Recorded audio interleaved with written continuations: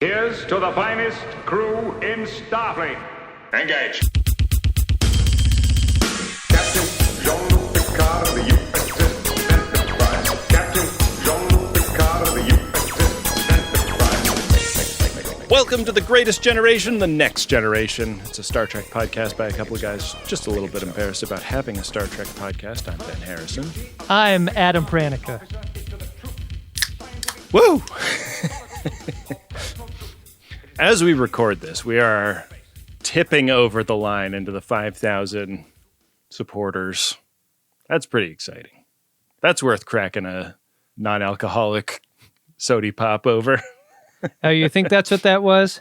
I dipped into my vault of Spotted Cow and busted out one of those only in Wisconsin boys. Wow. To get me through. Yeah. Amazing.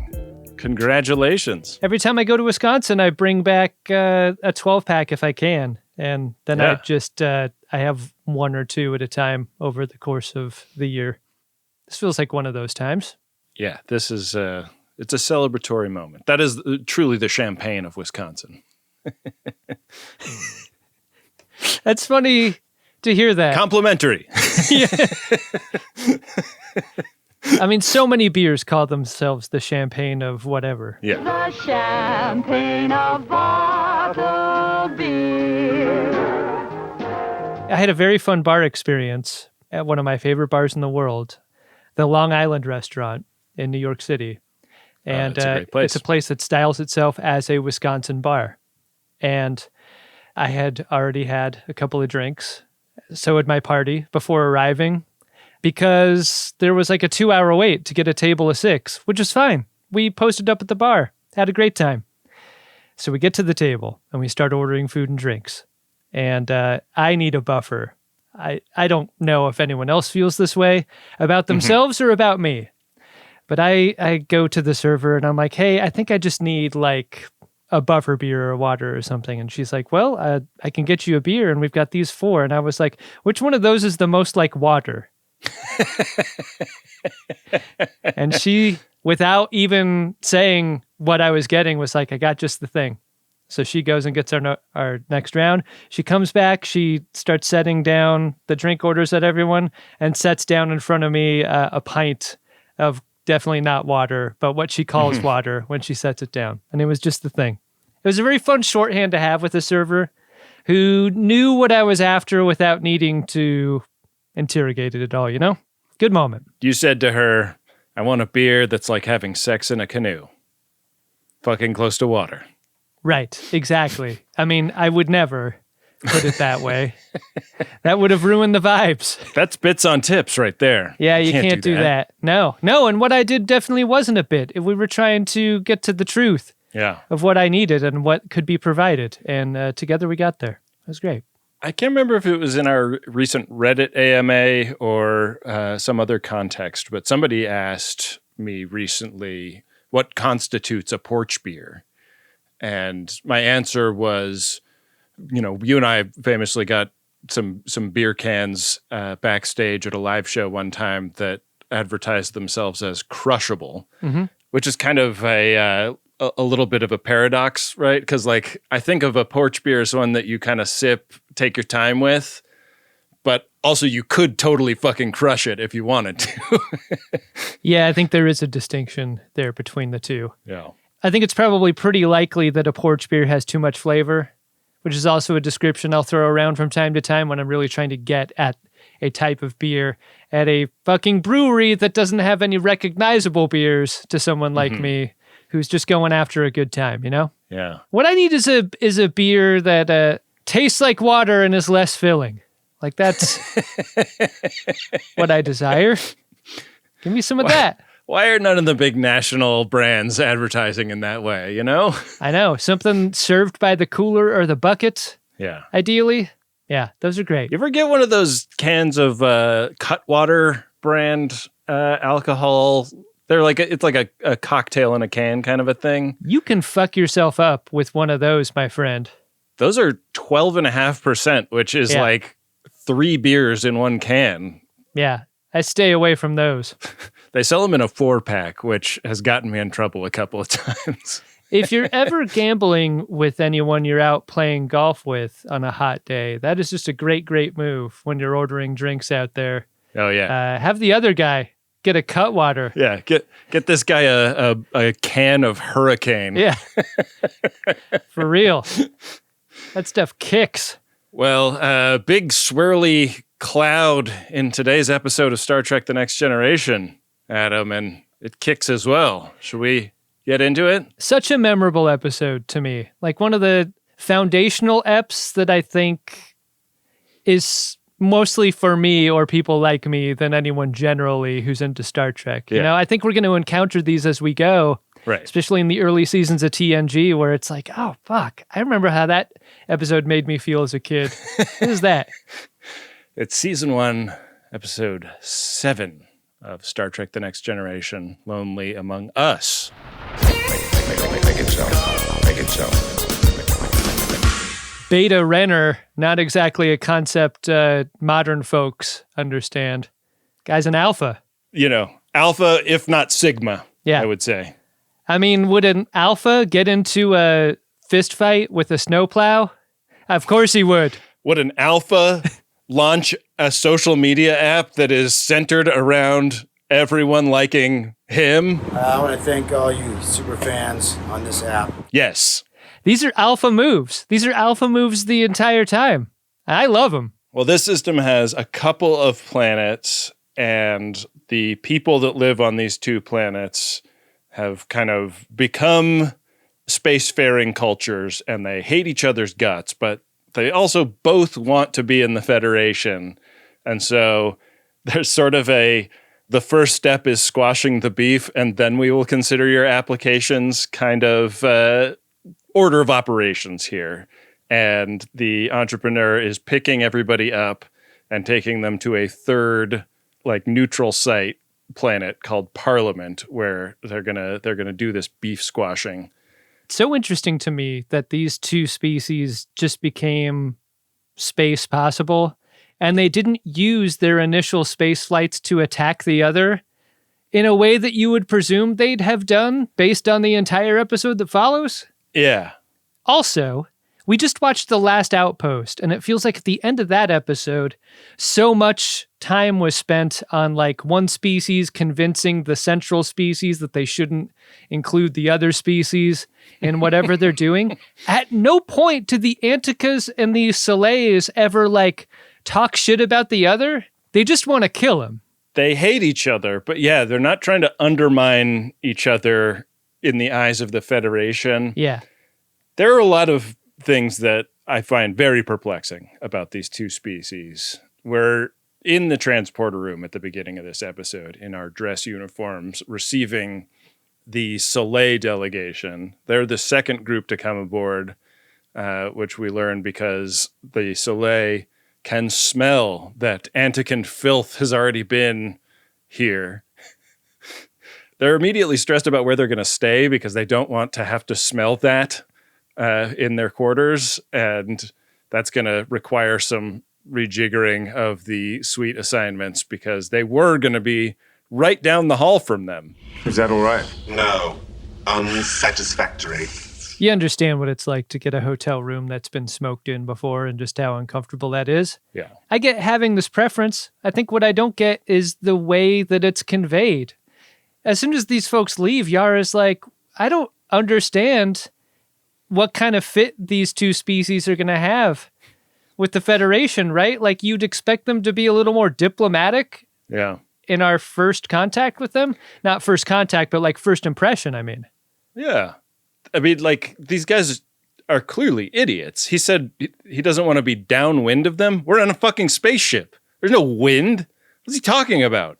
These folks are so new to spaceflight that they believe that like the faster you go in space, there is a corresponding like wind event happening on board. Yeah, that's what they put like old timey aviator goggles and leather helmets on so that their hair doesn't get mussed. They're the sort of idiots that wonder if you could like use a fan to blow yourself around in space and like would ask on a podcast a question to that end. Yeah. We don't know anything about that kind of idiot. No. On the bridge, Picard and Riker talk about these two idiot species that they are taking to Parliament. Were you kind of alarmed by what Riker says here? In the whole, like, I don't understand general hostility between two species, Captain. I tried looking it up once and I never got it. It never... You seen this shit in the history books? Apparently humans used to do this too. Can you fucking believe it? Yeah, I guess Riker failed that class at the academy. Picard kind of bemusedly remarks on the idea that we used to do that.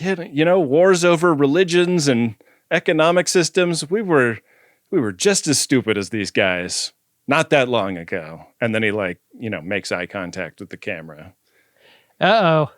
Smoke cloud right ahead! And this thing is moving at warp speed, not something that you can determine based on seeing it visually. It doesn't look like there are any star streaks going by this smoke cloud.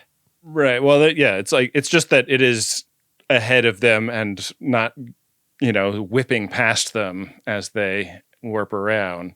Picard's like, okay, I mean, interesting cloud. You don't see clouds going at warp all the time, so we'll go around it, do a sensor sweep, and then really step on it because it's gonna slow us down this slight detour around this cloud. But we got a schedule to keep.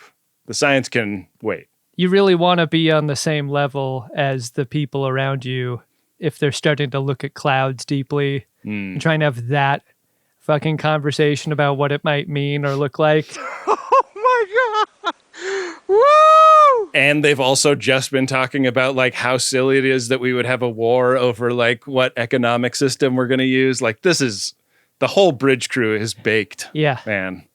Yeah, this cloud presents a very brief opportunity for study. Look, we got to get to this diplomatic parliament situation, so all we can afford to do is do a little drive-by censoring.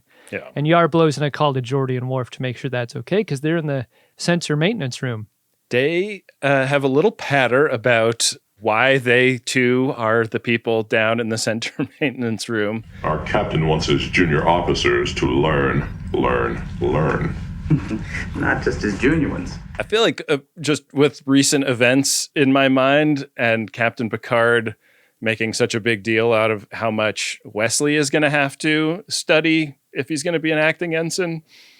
Wesley doesn't do any active ensigning in this episode. It sort of felt like maybe they put Worf in a scene that they originally thought Wesley was going to be in. Yeah, it seems like Wes is definitely back to being school edition Wesley Crusher. You think that they did a camera test? All right, well, just get in front of the camera and show us what it would look like if you were struck by lightning. And then they were like, all right, Michael, now let's see what you look like when you get struck by lightning.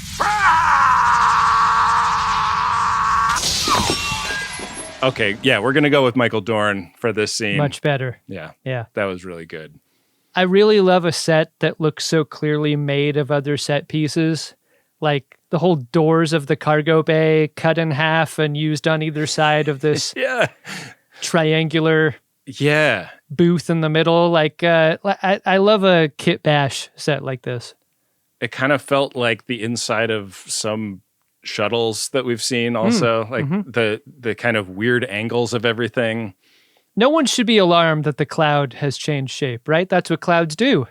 Sometimes clouds just want to reach out and touch you, man. Yeah. When the scan begins, it's clear that a lockout tagout rule has not been implemented in the sensor maintenance room. And Ben, both people there are shocked. Worf is shocked by the purple lightning, and Geordi is shocked that it happened. The guy that does the big fall when Worf gets shocked, I think was maybe a white stuntman. I was looking at his hands, and it really looked like they'd been painted when he went down. But yeah, Worf gets shocked. Geordi is stunned and calls in the medical emergency. And Crusher comes in with a nurse. And when Worf wakes up, he is violent and raging and tosses the nurse off him. Geordi has to belly flop on top of Worf. before Crusher can sedate him. And it almost feels like they're about to leave the room with Worf without even asking the nurse if he's all right. Like, the dude got tossed. Dr. Crusher does ask him, but he doesn't say anything in response, which I think suggests a head injury or a concussion or something. There's a whole C storyline with this guy that I just wish we could have followed, you know? Yeah. What Geordi reports in the ready room is that he saw a glow, and this is kind of interesting because, like, it didn't look like glow to us, but that's because Geordi sees really differently, and they're like, oh, you know, is it possible that Worf just collapsed and your visor malfunctioned or something? And Geordi's pretty sure that the visor's working correctly, but he can't like describe the way something looked in a way that will be relevant to the person that's hearing about it. No conclusions to be drawn here. Over in the Antikin suite, Yar and Riker have their hands full with this delegate named Badar. You got Badar from this? Badar? Is that what his name really is? I thought it was Badar. Okay. I mean, I believe you. I believe you that it's Badar. I didn't ever hear a name check, you know? Not only are these delegates really unhappy to be there with each other, they have some specific food requests that were clearly misinterpreted. Didn't love how Riker sort of threw Yar under the bus here with regards to that. But in explaining away Yar's mistake, he's like, look, you know, everyone on this ship eats replicated food. We're not like penning up mammals and feeding and butchering them for our nutrition. That's just not how we do things here. We no longer enslave animals for food purposes. This delegate takes great umbrage with this. With his country bear jamboree hands, he does a bunch of pointing and gesticulating in a way that is unfortunate, because when these are your hands as an alien species, I think you should de-emphasize them. I think you should walk around with them behind your back, maybe, or like under a robe, sure, or something. I think the costume and alien department seems to be pretty proud of their creation here in a way that maybe is misplaced. Why cover up Marco Lamo like this? Yeah. You know? Yeah. I want to see that face.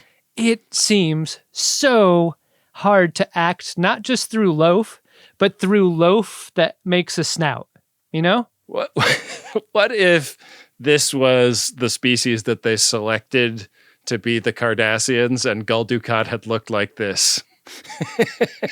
You can't rule it out. I mean, they made action figures out of these guys when the show first came out. I think suggesting that they didn't know if the Antikins and the Soleil would be an ongoing concern, right? Darmok, Angelad, at Tanagra. Darmok, Angelad, at Tanagra. This scene in particular strained credulity for me because he's like yelling at them about what barbarians they are. It's like, man, you asked the Federation if you could be part of the club, not the other way around. Like, who are you to hurl that accusation at somebody in whose mutual defense pact you would like to become a member?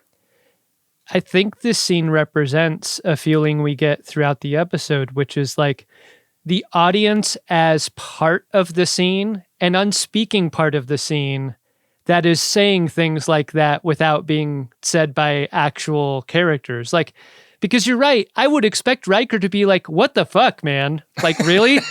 You want us to turn this thing around and take you back? Your buddy's sleeping on the fucking floor in this palatial hotel room we gave you. Like, give me a break. Yeah. In sickbay, Crusher is working on the incapacitated Lieutenant Worf, and the lightning travels from him and into her.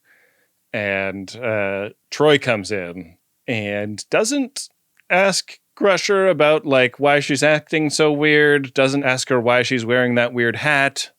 Didn't this hat look like it would eventually be spray painted black and turned into a Borg's prosthetic? Oh, yeah.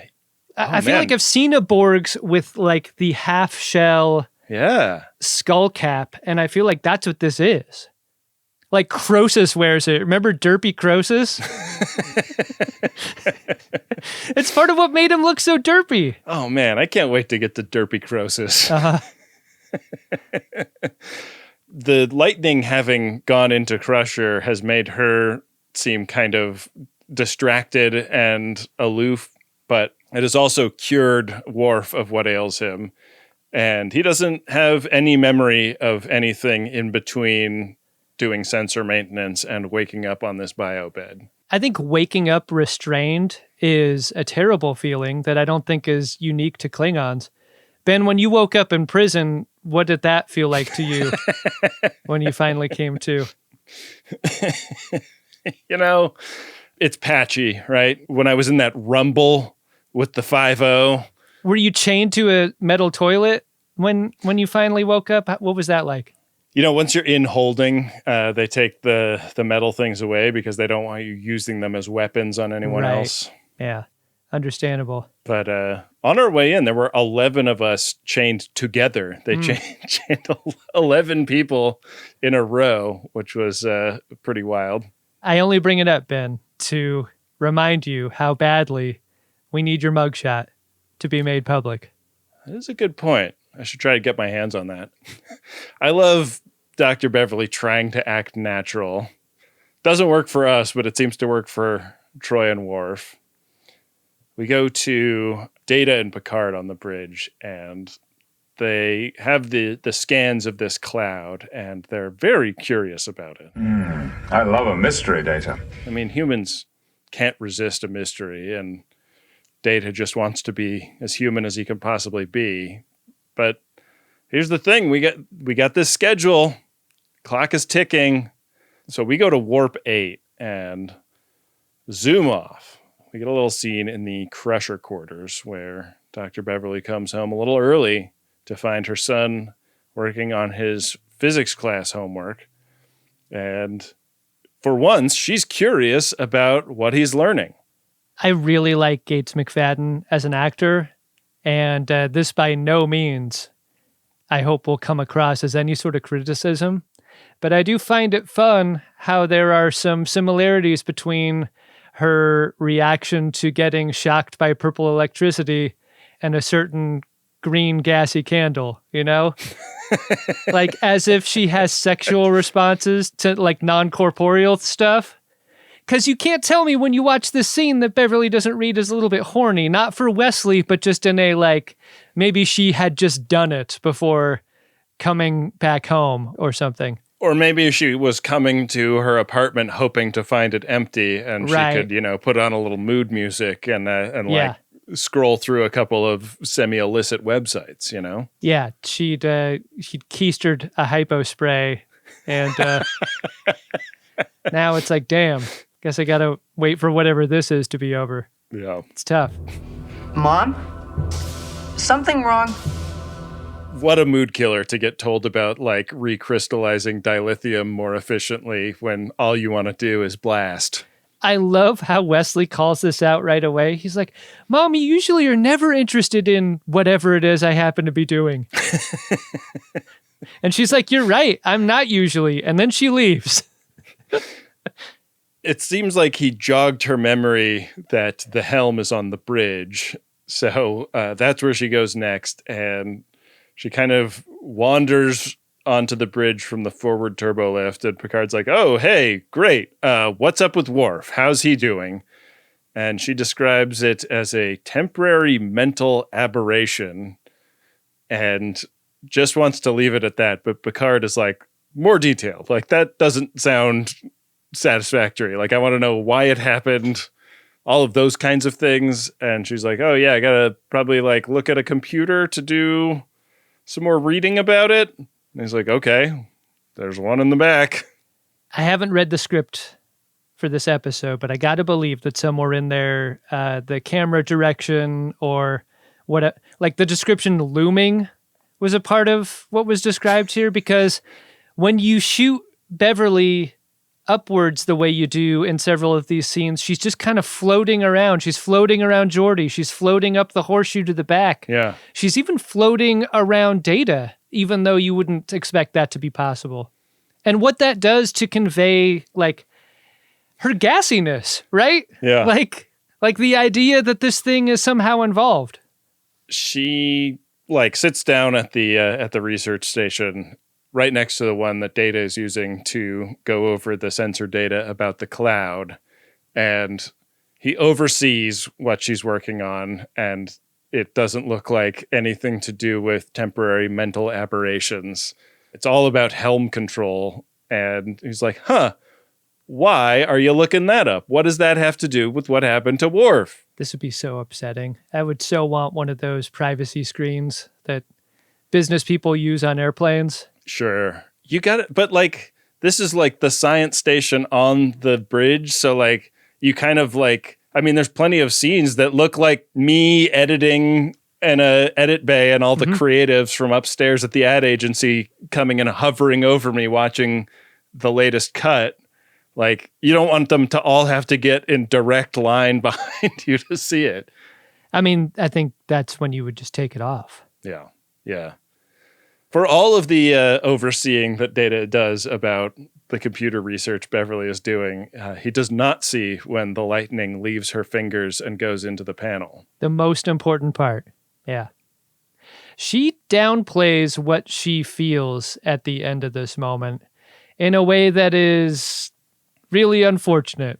If you feel something, you got to say something, right? On Star Trek? Yeah. One of the most consistent Star Trek tropes is somebody has a major noticeable lapse in memory and like keeps that close to the vest for at least a little while. Do you think that's human nature, though? Like, no matter how many hundreds of years this is into the future, you still want to behave as if you know what you're doing at almost all times? And like, if something's fucked up about how you acted, you want to address that later, not during. I think that's a very human instinct. I completely relate to it. I am maybe the worst in the world about that exact thing. Like, people do a joke and everyone laughs and I don't get it. I'm like, ha ha ha. Like, a friend of mine texted me a picture of a vanity license plate the other day, and I just said, ha ha, great. And then I like went and I was like, I don't have any idea what the significance of this vanity plate is. And I like looked it up to see if I could like brush up on whatever the fuck he was trying to communicate to me. And I couldn't do it. And I was like, hey, I gotta admit something to you.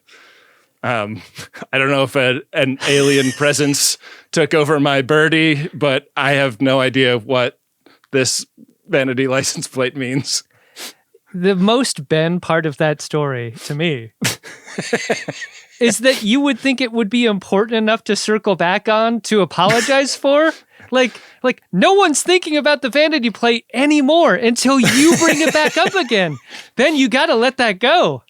I wanted to see if there was something to it, though, that I was like, am I not getting something? Or, you know? Yeah. I think there's also another part of human nature that wants to understand all the things. Yeah. Yeah.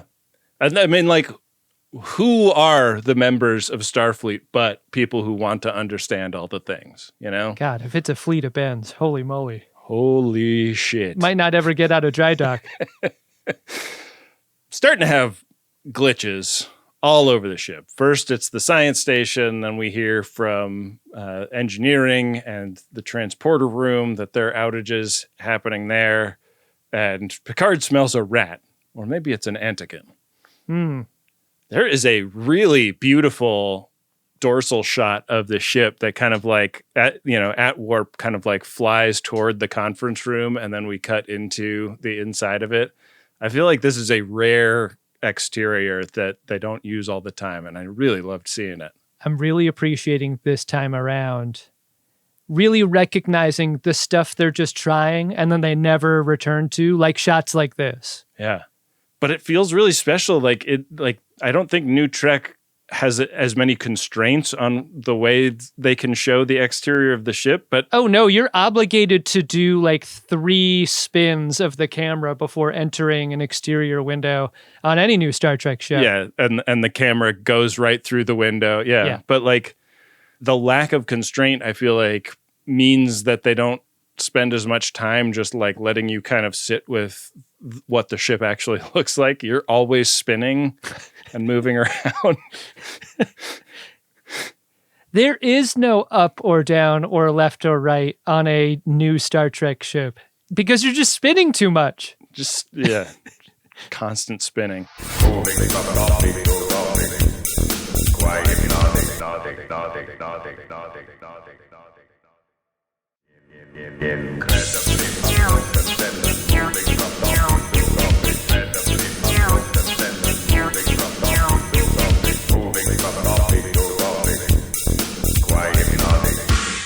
So in the conference room, we're having a McLaughlin group. Issue 1. Engineer Singh has come up. They mention Argyle in this scene, but he is not the one that has come up to the upper decks to talk about what's going on with engineering systems. Did you notice the Picard kind of Tin Man's Argyle and his name here? I did. Have you spoken with Chief Engineer Argyle about this problem? Tin Man. I think that's what flummoxes Singh here most of all. He's like, did you just say Argyle? What? Fucking glad I only have a monosyllabic last name. Captain, you heard me say his name first, right? So, like, you had that as a model. Right. You heard it pronounced correctly so that you could then pronounce it correctly. It's not like when you called that guy Broccoli, like... Poor Broccoli. Which is such a dream, and especially a workplace, Ben, is like, okay, I've only read this guy's emails. Like, I've never met them before. How do I say their name? Oh, thank God, Singh said it first. So I won't fuck it up by saying Argyle. He is saying that it is really crazy unlikely that all of these systems would fail at the same time because they're not all linked. And so some kind of cascade failure wouldn't jump between these particular things. It just doesn't make a lot of sense. I love the captain as dissatisfied car buyer here in a couple of scenes, which is like, I think previously he's like, Data, what the fuck, man? Like Galaxy class, flagship of the Federation? Like, really? And even Data's like, impossible. And in this scene too, it's like, what are we dealing with here? This is supposed to be shit that we don't have to worry about. Like, he's doing a lot of delegating, work the problem, like go back to engineering, see if you can come up with helm control fixes. But what he is doing while everyone else is doing that is like looking up the lemon law in the Federation, seeing what kind of recourse he has as a consumer. Certainly, it has been within the 90-day window. The 90-day window for flagship returns. We got another confrontation with the Antican chief delegate. What'd you call him? Badar? I did. And yet I'm wondering whether or not I read that or heard it. Yeah. No one's calling him Badar. Yeah. Are they? Badar they? But are they? I like it. Yeah. They found some weapons on some of the Antican dudes, and he's like, no, we just use that's basically a butter knife to us. And they're like, well, why were they lingering in the hallway around where the Soleil are staying with the butter knives? Like, that just doesn't really hang together, buddy. We're taking them, and you can't have them back till you're off the ship. We did scans of your birdies. These didn't come up in our scans at all. And the Antican's like, well, we eat so much meat that our digestive systems can take on quite a bit from either end. They are rendered opaque to sensor scans. This fucking guy with his excuses about tools and so forth, he's not very receptive to the idea that Enterprise is a violence-free place. It's sort of like a school zone. Mm-hmm. They should probably put up signs that look like that on the transporter room walls. He basically tells them, don't start none, won't be none. And they leave. And it's very, like, ominous when they leave. Like, oh, fuck. Like, they are setting up, like, a civil war breaking out in the hallways of the ship, basically.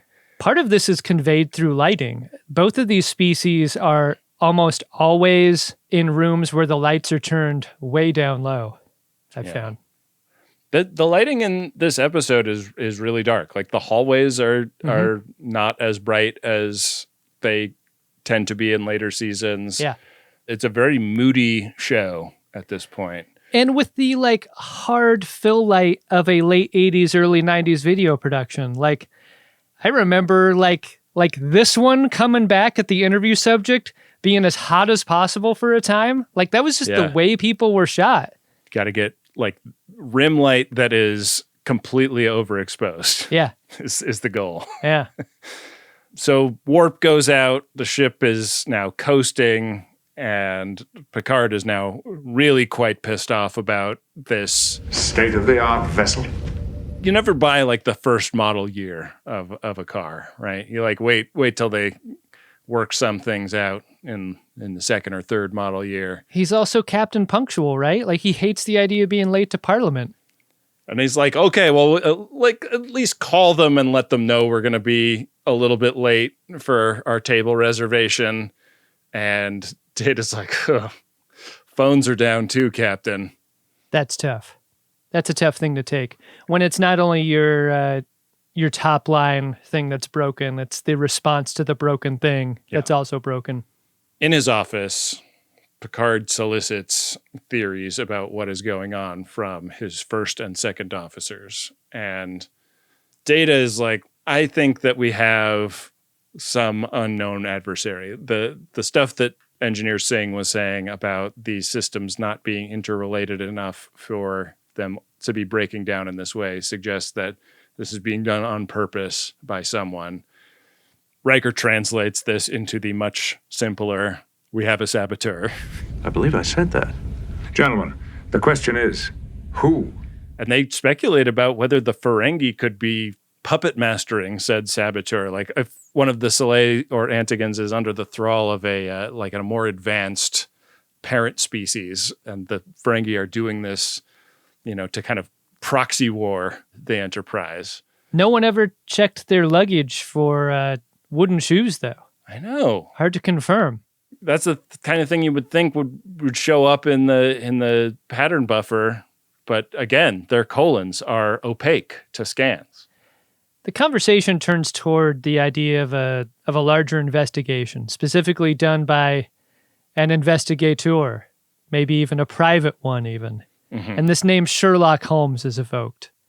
And Data does that thing when he has a little bit of a twitch when he hears something interesting. Like that? Yeah, a little.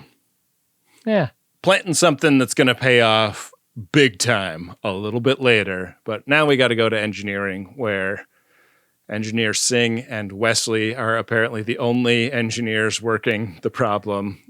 Ben, I want you to think about this scene from a very specific perspective, okay? Try not to be certain that Wesley Crusher did not murder Singh. Just leave open the possibility that that's happened here, and then play the next 15 minutes of this episode going forward. I think it's creepy as hell that no one suspects Wesley at all. Or that the episode doesn't present an idea that Wesley has also been inhabited by the purple lightning and is doing things separately from the first creature. He learns so much in the engine room. He does not want to go to class. That's motive right there. Singh is kicking him out of the engineering section. That's basically Wesley's home. That's where he really shines. He's a warp theory Mozart. Do you need to know what class looks like to get on Wesley's level? Because I think a lot is made over Wesley's character being kind of annoying and always wanting to go to the office instead of school and so forth. I really wish there was more of a counterpoint presented here, because without it, I feel like we're just, this fucking kid is just annoying the adults. Like, go to school. Like, that's the only angle we're getting here. We cut away to onboard school in session with like Lieutenant Ben Stein teaching Earth history. Anyone seen this before? Wes goes and complains to his mom about having had to go to class. And he's like, it's just like, It's like that theory that I was telling you about from earlier about the dilithium crystals. And she's like, what are you talking about, kid? This doesn't seem too unusual for Wesley to refer to a conversation he had earlier with his mom that she doesn't remember. I mean, it's a little bit of a bump. Sorry, honey. I was looking at a magazine at the time. Remind me? Yeah. When we cut back to engineering, the murder of Mr. Singh has happened. And when Worf finds the body dangling over the warp core shaft, like by the neck, like, am I describing that right? When your head is dangling, but your body is on like a surface? Yeah. That's how he's posed. It's a really brutal looking death. Yeah. I want to call your attention to a theory I have, which is that maybe the same stuntman performed the death of Singh and the lightning shock of Worf, because in both scenes, there is this pirouette move where they turn all the way around before collapsing on the floor. It was just delightful to me to see two different characters go down hard in almost exactly the same way in the same episode. Are you going to say this is a white stuntman again, Ben? I don't know. I could be wrong about the stuntman. It could be not a stuntman, and the guy that played Sig and the guy that played Worf made the same choice. And, it's not that dangerous a stunt. It like fall on the ground. So maybe it wasn't a stuntman. I was really hungry for one extra thing to this stunt, which was like, there's the carpeted area of engineering, and then there's the glossy part that surrounds the warp pump and the core and the shaft. I wanted him to hit the slick part and slide. And slowly, like, his head goes over, and then, like, Worf gets on the scene just too late to catch him. That's pretty complex. Yeah. Nobody realizes how far down that goes. Like, that is a deep hole. It isn't until Geordi says those exact words many seasons after this that you really understand how long the way down is to the bottom of the warp core. I am Locutus aboard. You will respond to my questions. I am Locutus aboard. You are Borg.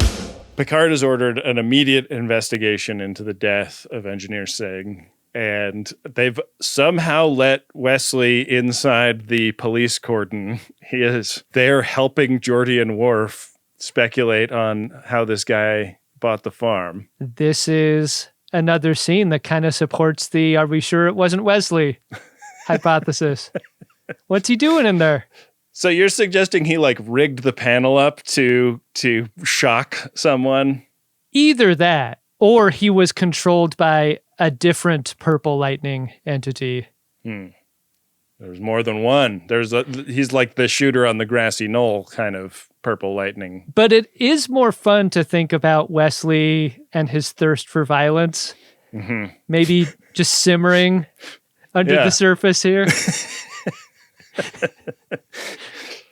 He is the wonderkind that no one suspects is also like extravagantly murderous psychopath. Mr. Singh, I don't think you understand exactly how much I don't want to go to school. I don't think you're hearing me, Mr. Singh. They're looking at the panel that did the shocking, and I was a little confused by this because, I mean, maybe this goes to support your theory, because Wesley had been talking to Singh about, all we need to do is this and we'll get warp power back. And Singh was like, cool, I'll take care of that. You get to class, kiddo. And now Wesley's going like there's no way he could have repaired the engines based on what I'm seeing here, but we have warp power. Wasn't your initial reaction the whole like, whatever, Wesley, yes, you're smarter than everyone else. There's no way Singh could have solved this problem. He's too much of an idiot. Was sort of the sauce put on that line, I thought. Yeah. I mean, given that he's dead, especially, like, you can't fix something when you're dead. Yeah.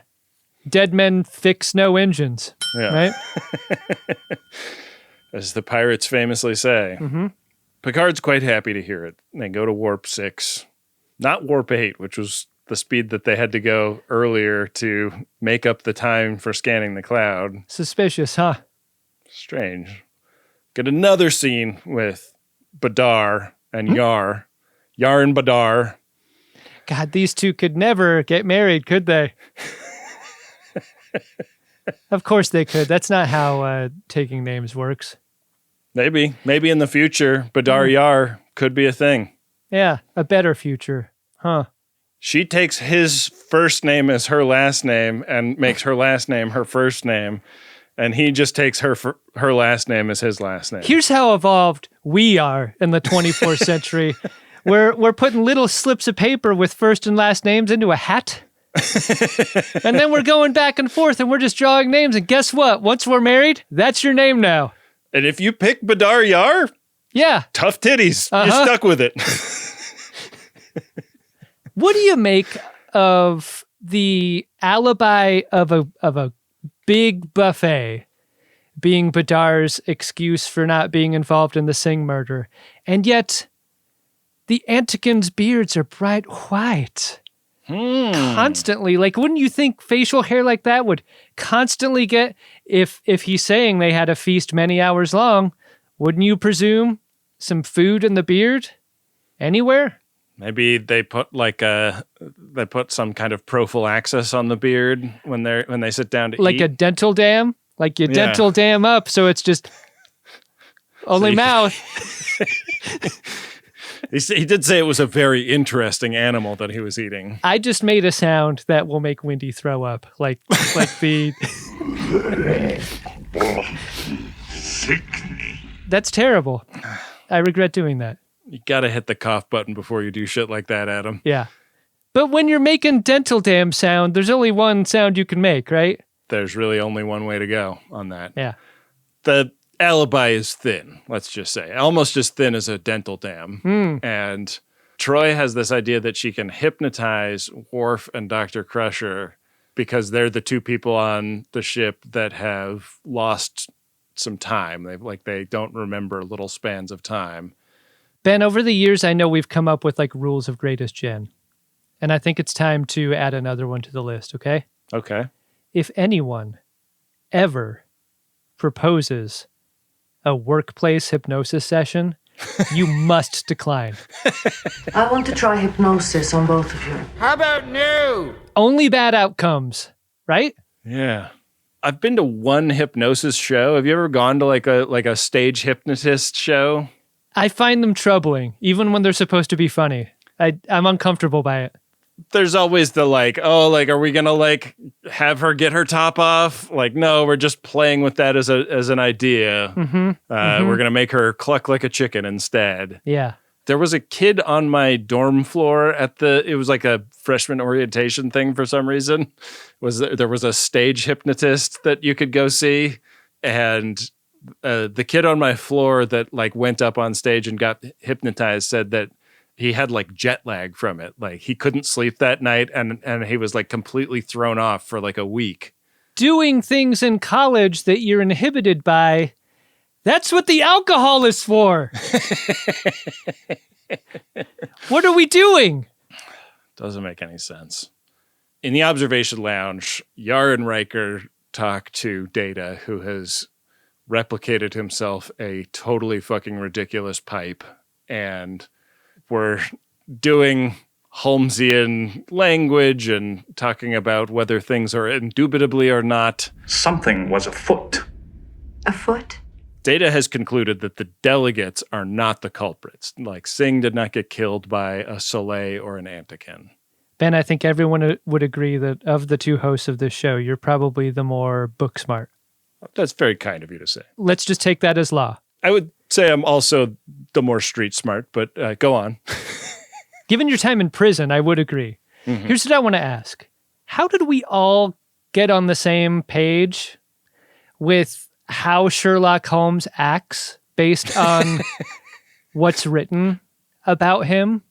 Can we really get through his dialogue that he was really kind of a twerp? There are many depictions of Holmes because Holmes is in the public domain, I think. So you can just do whatever you want. I guess like Mickey Mouse will become this soon. It was like anybody can have their interpretation of Mickey Mouse. But Sherlock Holmes is always kind of an asshole, right? Like in every depiction. Yeah, I think he's kind of a smug dick about being smarter than everybody. Like, kind of makes you wonder if he would like murder an engineer who made him go to school. It does make you wonder that, huh? The upshot is that the delegates would much rather murder each other than anybody in Starfleet. Yeah, I buy that. We get the hypnosis scene for Beverly, and she describes leaning over Worf to like take a specimen and feeling somebody else there, and somebody else she did not like being there with. Like she was taking a specimen from an area that she's usually used to one thing, being there. And in this case, she felt the presence of a second thing where she was only expecting the one thing when she was drawing a specimen. Huh. And Troy's like, Worf, you said the same. Weird. I thought Beverly was entirely human.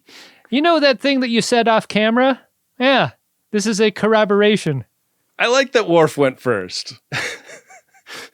I like that Troy's asked, like, why did you not say anything when you were sensing this weird duality in key bridge officers before? And she's like, well, the like duality of man kind of confused me on that one, to be honest. Duality of Klingon is a far different thing, isn't it? Yeah, that's just about redundancy. Right. I know about redundancy, Mr. Hunter. We cut over to the ready room where Troy presents her conclusions to Captain Picard and the entire senior staff, which is really crammed into this room in a way that I don't feel like they do very often again after this. It's a small space for this many senior bridge officers to be in. I feel like you want to leave a designated survivor in the star drive section or something, Yeah. The hypnosis revealed a form of invasion.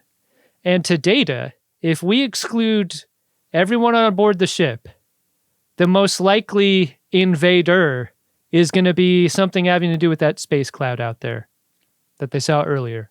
Some being of pure energy may have come aboard, and with that, the helm goes down again, and they can't even radio engineering to talk to them about it. We're back to Impulse, and Picard gets the lightning that comes out of the thing onto Picard's hand now. And this time, Geordi kind of like catches it in the corner of his visor. Like, it's happened so many times that nobody else saw what was happening. Geordi is the only person who like sees it like 1.5 times, but he can't describe it in a satisfactory way to anybody. So nobody has believed him. I really feel like this is a great opportunity not taken for Patrick Stewart to give us the Beavis with his react to lightning. Like, imagine he touches the panels, the lightning shoots up his arms, and he's like, Damn it, Captain. Geordi's like, what's up, Captain? He's like, everything's fine. Everything's fine. My love is a fever longing still for that which longer nurseth the disease. He also makes Geordi look like a fucking idiot. Like in this moment where Geordi should be feeling so vindicated, like, see, there's glowing and it goes into people. No. It's sort of a magician's flourish there, because Geordi's like, there's nothing in my hand, I don't feel it. And Picard's like, open it up now. And like 14 pigeons fly out. Oh, I didn't feel those. And then one of the pigeons shits and he picks up the wad and he's like, is this your card? Yeah. And he unfolds it. And yeah. Anyways, helm is working perfectly. The ship is fine. And Picard very weirdly announces that they're going to be going on a new heading. Into the next episode. And then the credits roll. And that's where we leave it. Geordi's like, I'm pretty sure that's an illegal U-turn, Captain. You're not supposed to do that over a double yellow line. And he says, you heard the order. And they really whip the ship around in space.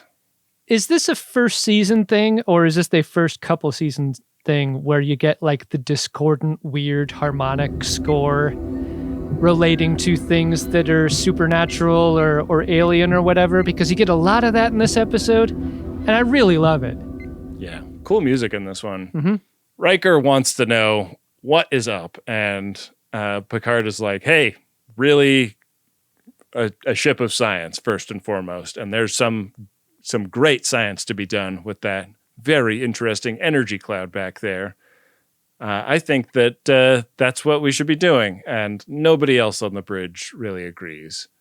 Get a brief scene of O'Brien trying to break up a squabble between the delegates in the corridor. Really nice to see O'Brien, like, just there doing some shit. Yeah, this isn't the shit that he should be doing, though. I know, but, like, fun that he had a different job before he was transporter chief. Yeah, he kind of bounced around to different majors, didn't he? He really did. There's an improvised McLaughlin group in someone's quarters. Issue 2. Whose quarters is this? Was this, like, I don't think Dr. Crusher has, like, model of a shuttlecraft and model of a spaceship in her quarters. Is this Riker's quarters that we're in? All I know is everyone is here except Picard. And they're like, is this guy acting to the level where we can mutiny and feel good about it? Troy says Picard is dangerous. That's the word. That seems to make it possible to do some sort of secret medical scan of him. Or at least ask him to submit to a medical scan in order to determine if he should be relieved of command. They're going to go approach him, and I love the scene where Riker and Dr. Crusher go in, and Riker's kind of like pushing Crusher forward, like, you do it, not me. You do it. I'd like you to come to Sick Bay for some examinations, Captain. Oh. It's such a terrible look for Riker, because when Picard not only denies the request to take a medical exam, but also throws it back in their faces, like, why don't you and everyone else on the ship take a medical exam? Why don't you? And then orders them out of the room for their bullshit. They didn't have a plan for him saying no, Ben. How could they go in there without a plan for that? That's on Riker, I think. They just leave with their tails tucked between their legs. Did they really think he was going to go along with this? He orders them to do it instead.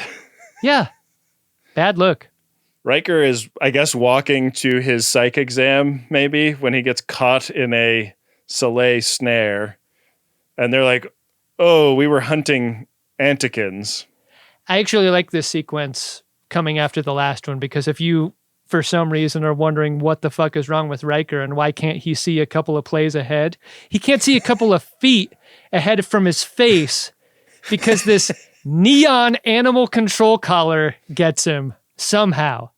Oh, to be a fly on the wall when some on-set PA was told, hey, cut open a bunch of these glow sticks and pour the liquid into this length of clear tubing that we got down at the hardware store. This is as cool as most effect shots of its day. This thing was awesome, I thought. It was cool. Yeah. Crusher comes back with the results of her and Riker's medical and psych exams, and Picard doesn't want to inspect them. He just wants to read whatever he's reading on his laptop. It was busy work, clearly. He reveals that Jean-Luc is in fact here. We wish you could understand the glorious adventure ahead.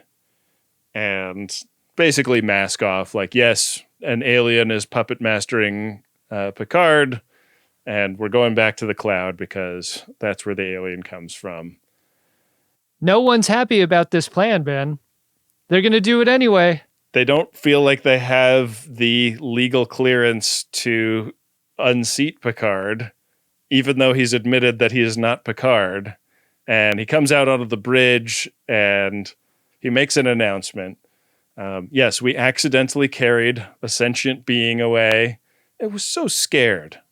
Can you imagine how scary that would be for me, getting carried away from Cloud? And I tried to ask for help, but you didn't understand. You wouldn't understand. You shouldn't understand. I don't understand. Really great Patrick Stewart work here, making the case for Cloud Thing as the aggrieved party, you know? And Picard can't really talk right now because Cloud Thing is doing the talking, but just to calm your nerves, let me assure you, Picard thinks this is a great idea. Picard is coming with me, Cloud thing, and we're going to Cloud. And that's just the plan now, man. Picard has sort of a brain cloud thing happening. And for an impression of brain cloud guy, here's Benjamin R. Harrison. We're going to be combined energy pattern. And Crusher, tries to do her medical relieve you of duty way too little too late, Dr. Crusher. He already resigned, Dr. Crusher. You blew it. You blew it. You're way too late. Fuck are you talking about? He turned in his papers. He shocks everybody on the bridge and then heads to the elevator, goes to the transporter room. I guess everybody on the ship maybe got shocked because the transporter chief is lying on the floor here. Yeah, everyone that was touching a panel looks like they might have gotten it. I guess so. And he beams himself into space, and we get a Riker's log. It's been an hour since Picard beamed his energy only out into the Cloud. So he's just floating around out there? How can we settle for that? They are scanning around, trying to pick him up. And on the bridge, Riker's like, all right, well, we gave it a good college try, but we do have to get to Parliament eventually, so let's head out of here. And that is when Troy picks up the captain, and she expresses that he's alone and feels like he's in trouble. And Data postulates, well, we went through that cloud and the energy being got into the ship somehow. We don't exactly understand the method, but if we pull the ship into the Cloud a little bit closer, maybe Picard will be able to get back up in the ship's guts. So little of what happens from here into the end made much sense to me as someone who professionally watches Star Trek. So we beamed just energy out there, and somehow just energy can just through touching the ship, reboard the ship. Yeah. And then we can use the pattern that was in the transporter buffer to recombine them. Did I interpret this right? There's that theory that every time you get transported, your body is killed and a new version of your body is made somewhere else. Yeah. And they have the corpses. Maybe they downloaded him back into his own corpse. This is actually the first time Picard becomes a golem. Everyone had forgotten the burial in space that they did for Singh, and so they accidentally combined Picard's energy with Singh's body. And Picard is played by this guy the rest of the series. Well, but Patrick Stewart does the voice. They dub him in. Yeah, you have to. Great voice. Yeah. His physical pattern is in the transporter, and they energize, and it's one of those energizes that takes a little while, but then it works, and Picard is back on the transporter pad and has no memory of going out into the Cloud. You should hurt when you arrive after a transporter sequence that takes that long. Yeah. You should be not that you're cold, but you should be rubbing your sleeves and your skin. Yeah. It should tingle weird. It should feel fucking crazy. Yeah, yeah. I love that Yar barely gives a shit that the captain has been found alive. She's like, murder outside one of the Soleil's quarters. We're pretty sure that the Antikins are trying to cook one of them. This is a TOS-style ending to a TNG episode, Ben, when we're talking about murder and desecration of a body played for laughs before the credits roll. Picard's like, I don't have time for this shit. I'm going on lunch break. That reminds me, I have not eaten since breakfast. Reptile, you say? That sounds delicious right about now. This is becoming a speech. You're the captain, sir. You're entitled. Not entitled to ramble on about something everyone knows. Well, Adam, that was a great episode of Star Trek The Next Generation. I wanted to talk to you a little bit about what tone they were going for here. We've got this murder at the end of the episode. The Soleil are depicted hunting the Antikins. They mistake Riker for one of them, indicating maybe they have terrible eyesight. which no doubt they make up for with their keen sense of smell. Sure. But like, these are species that, as we've discussed, hate each other's guts, see each other as food, but also want to be in the Federation and don't seem to mind that the other will also be in the Federation with them. This is also the episode where Data's interest in Sherlock Holmes is unveiled and he is like hamming it up with that pipe. Data, let's proceed without the pipe. We also get that crazy expression on Worf's face when he gets shocked, unlike anyone else in the cast who also gets shocked. Like, why did it hit Worf so different? It's kind of the silliest episode we've gotten so far, and yet I don't really feel like they're playing it for laughs much. It really reminded me how much power the show has in insisting we feel a kind of way about aliens we just meet, because I think there's a version of this where we can take the Antikins and Soleil pretty seriously as a threat to each other and to the folks on the ship. But from jump, from their very arrival, it's eye rolls about these people in a way that like serves what the episode is trying to do, which is turn this into B story. The A story's the cloud. Everything else is kind of a whatever. But I wonder if this episode were to take place in like season 6, if it isn't played more seriously. Yeah. In a 2 alien species have escaped aboard the ship during a time when the ship is compromised and its systems are needing to be restored, and like the stuck in a haunted house vibe that you often get in a science fiction episode where like you're challenged by the technology and by the strangers you just met, and you're trying to land the plane at the end that solves all your problems. Like, this just never seemed like an episode capable or interested in that kind of storytelling. And it was, as you say, surprising how early it telegraphed that to the viewer. Like, at least reveal it at the end. Like, at the end, oh, you shouldn't have been so worried about it. But from jump, it was like, do not worry about these people. The darkness of the lighting in this episode, the like intensity of the music are so at contrast with how fucking silly everything going on is. Like, even like Beverly's fucking hat that she wears when she's scanning Worf, like everything is so silly. Quite agree. Silly. Right, get on with it. It is like one of the most disjointed episodes of Star Trek I can remember watching in a long time. I really love the episode, though, and the most serious part that goes kind of unanswered by the end is like, what do you do when your captain goes crazy and remains the kind of all-powerful captain figure you've always known? Like, what does it take to medically confine him to quarters or mutiny him or whatever?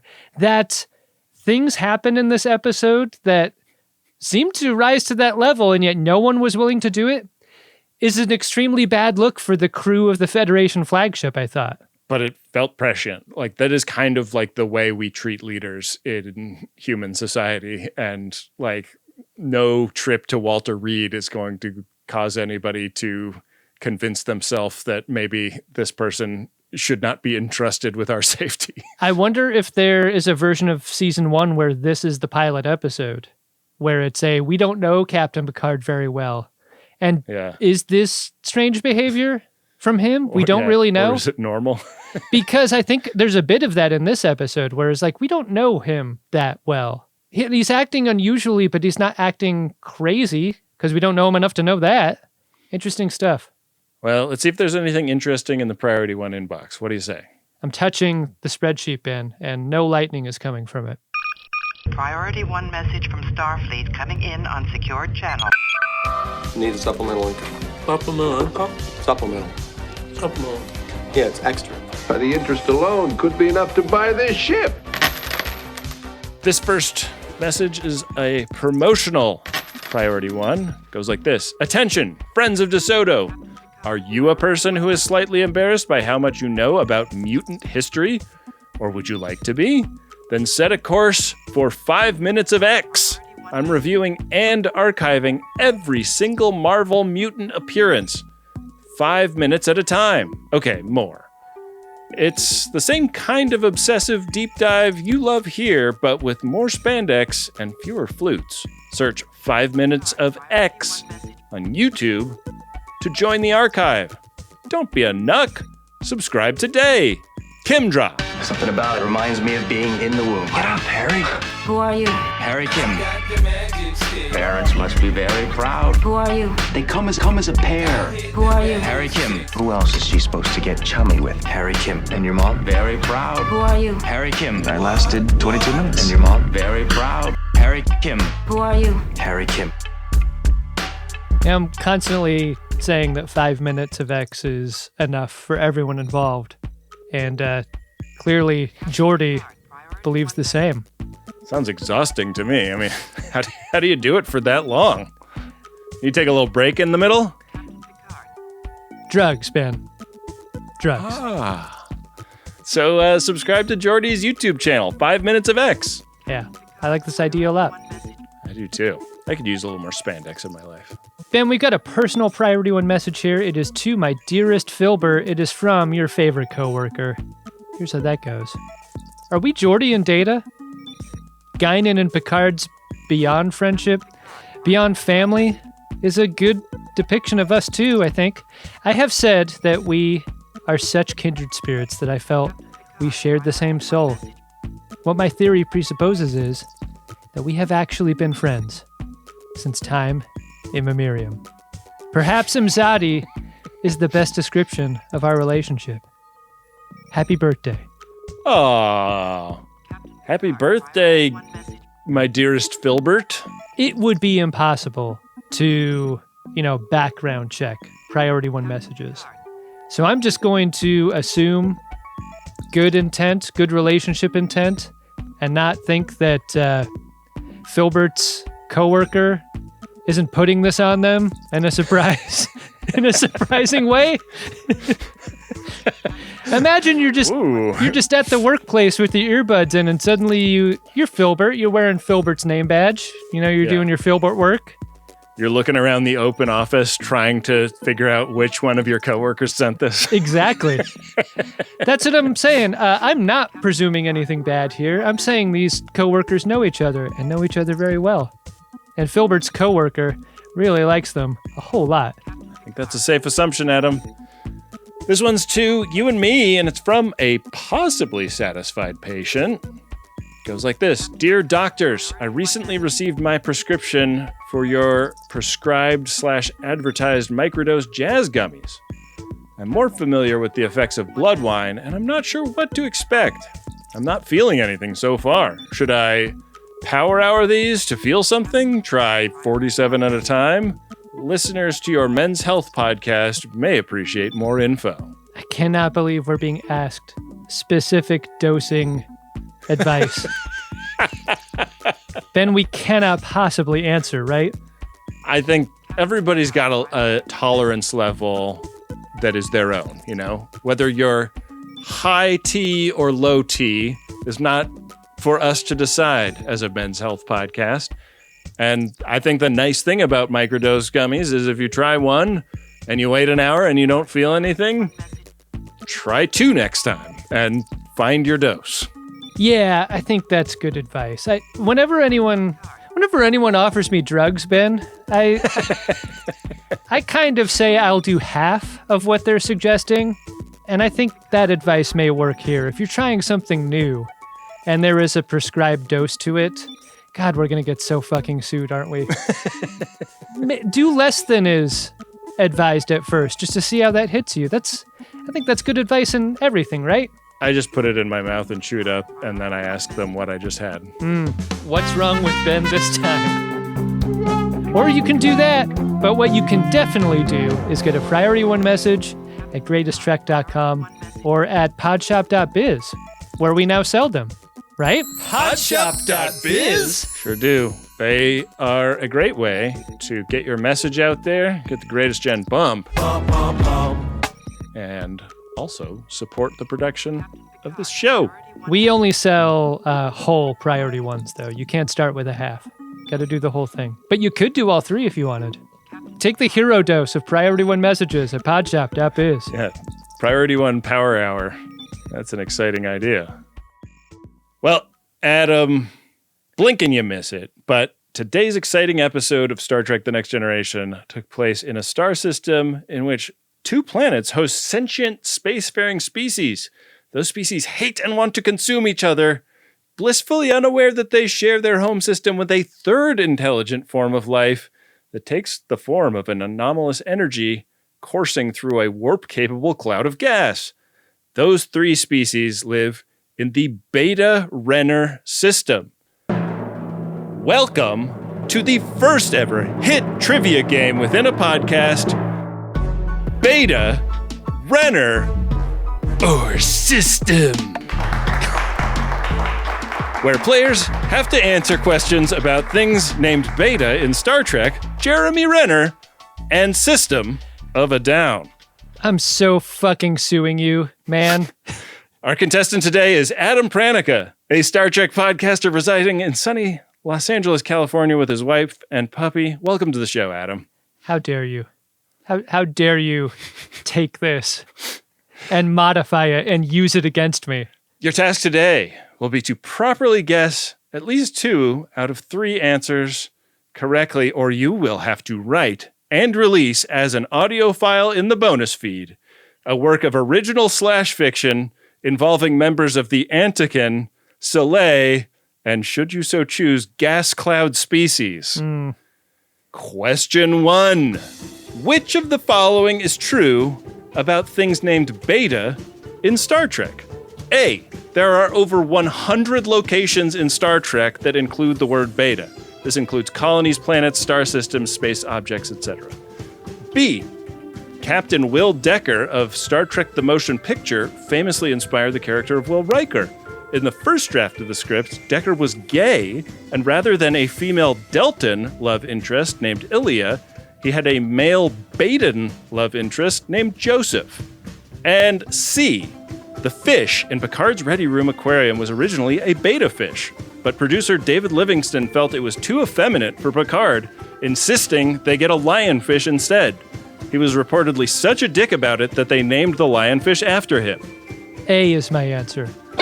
You are correct. There are over 100 locations in Star Trek canon that include the word Beta. Question 2. Celebrated actor Jeremy Renner has never appeared in Star Trek, but much like Wesley has a knack for warp theory, Renner was considered a child prodigy in which sport? A. Fencing. B. Bowling. C. Archery. God, the archery thing is just so perfect because of the Hawkeye thing. It is, isn't it? I feel like you're trying to trick me with that. but no one is a prodigy at bowling, which could only leave whatever it was the first one that you said. Fencing? Fencing. God, could it be fencing? Which is less likely, a bowling prodigy or a fencing prodigy? Now that I say it out loud, bowling. Prodigy. Such an interesting word. And yet he does look pretty good holding a bow and shooting an arrow. I'm just going to choose the obvious one. I'm going to choose C. Wrong! Jeremy Renner was a very talented bowler as a child. Get out of town. Gave him his competitive winning attitude. I mean, he certainly wasn't a prodigy snowplow driver. All right? Could have come in handy later. Yeah. Question 3. The Armenian-American metal outfit System of a Down released the album Toxicity in 2001. The album's producer, Rick Rubin, says they nearly broke up during the recording over which lyric? A. Pull the tapeworm out of your ass on the song Needles. B. I cry when angels deserve to die on the song Chop Suey. Or C. Aerials in the sky, when you lose small mind, you free your life on the song Aerials. I really like this band and I really like this album. And I have read a lot about how often they've broken up and, in fact, how they are broken up right now. Can you very quickly reread just the lyrics, A, B, and C? A, pull the tapeworm out of your ass. B, I cry when angels deserve to die. C, aerials in the sky when you lose small mind, you free your life. I think it's the ass one. Final answer? Yeah. Correct! Woo! They had a knockdown, drag-out fight in the recording booth because the line was originally pull the tapeworm out of my ass, and some of the band members thought that was too gross. Yeah, could see that. I mean, God, would you ever get into a fist fight with me over something to be put in one of our episodes? I think there is a line. Maybe if Rick Rubin was producing the episode, the stakes would be so high, Yeah. Paying like hundreds of thousands of dollars an hour for his presence. Yeah, I mean, there's just no way. There's no way he could improve what is so good already. Well, Adam, you have won this installment of Beta Renner or System, thus depriving the Friends of DeSoto of what could have been a truly gross piece of slash fiction. Maybe you'll get me next time, Ben. Well, Wynde is going to take this show over from here, tell you a little bit about what's coming out in the future from us, and tell you about all of the talented folks who helped make this show possible. Thanks, Wynde. Take it away, Wynde. Bye-bye. Darmok, Angelad, and Tanagra. The Greatest Generation is an Uxbridge Shimoda podcast. It's hosted by Adam Pranica and Ben Harrison, and it's produced and edited by Wynde Priddy. Next week, we'll be back with another episode of Star Trek The Next Generation, so stay out of the flower beds, because we're visiting the Edo in Season 1, Episode 8, Justice.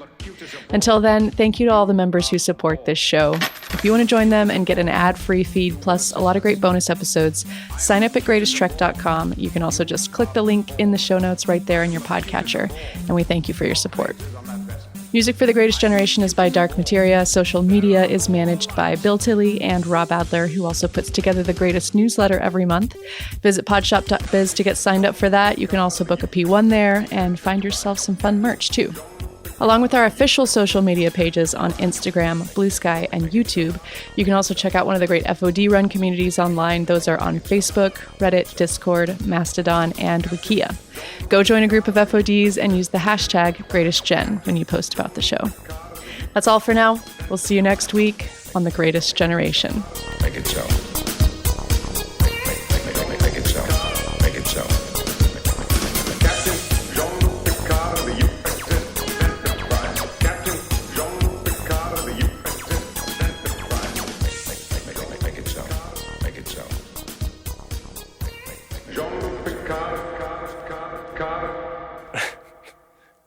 We're really juicing this episode. We're going really long.